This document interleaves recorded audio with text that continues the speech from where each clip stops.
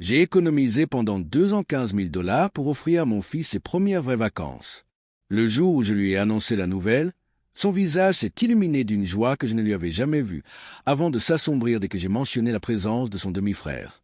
J'ai 48 ans, je suis marié depuis 13 ans, j'ai un fils de 18 ans, ma femme a un fils de 19 ans, et lorsqu'ils étaient plus jeunes, ils étaient inséparables.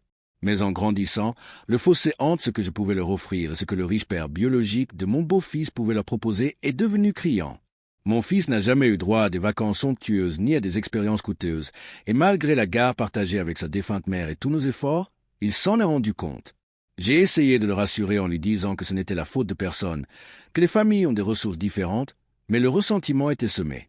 Quand j'ai enfin obtenu une augmentation de salaire conséquente, j'ai voulu lui offrir quelque chose d'extraordinaire, quelque chose rien que pour lui.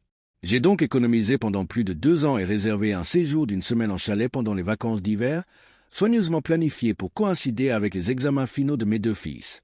Mon beau-fils savait déjà qu'il était du voyage, car ma femme le lui avait dit avant que je puisse l'annoncer à mon fils. Au début, mon fils rayonnait de bonheur, submergé par l'idée de sa première véritable aventure loin de chez lui. Mais dès que j'ai mentionné son demi-frère, sa joie s'est évanouie.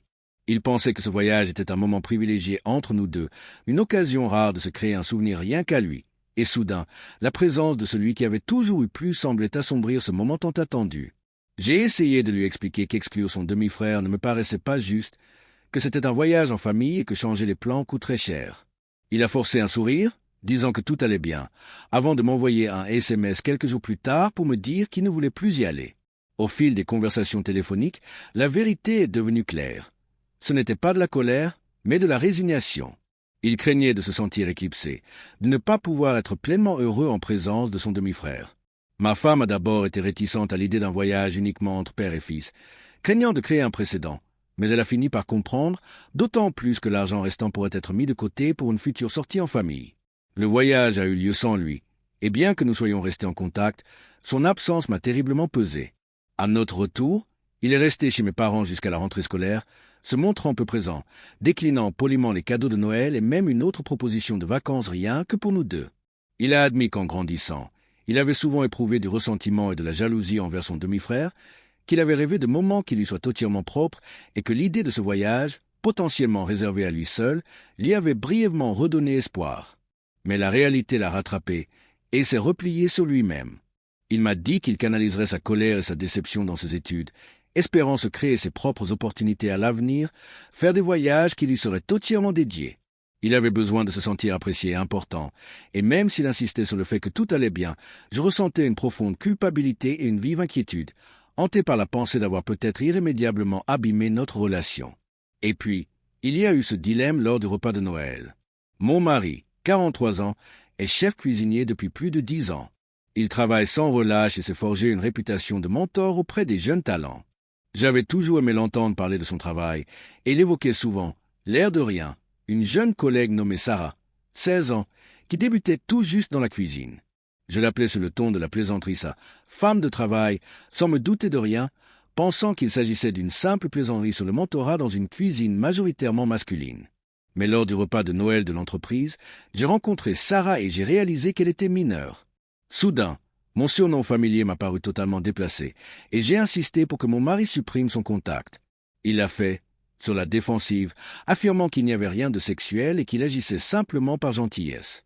J'ai tenté d'expliquer que mon inquiétude ne portait pas sur ses intentions, mais sur les apparences et la façon dont cela pourrait être perçu par les autres. Un homme d'une quarantaine d'années entretenant une relation amicale et personnelle avec une enfant pouvait facilement être mal interprété. Au départ, nous avons eu des désaccords. Il pensait que j'exagérais, et j'avais l'impression qu'il ne comprenait pas la situation.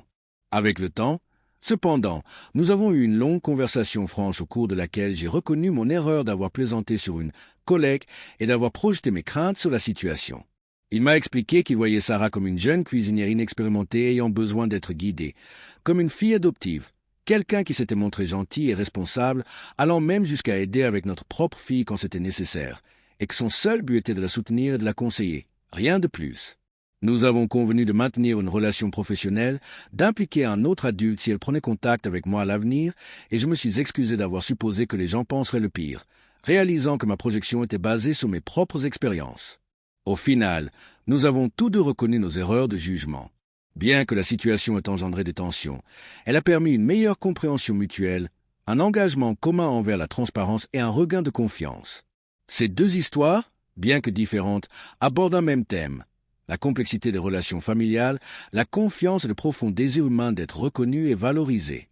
Qu'il s'agisse d'un fils aspirant à un moment d'intimité ou de l'instinct protecteur d'un mentor veillant à la sécurité d'un jeune, ces histoires nous rappellent que l'amour, la communication et l'empathie sont les ponts qui permettent de surmonter les difficultés parfois rencontrées dans les relations.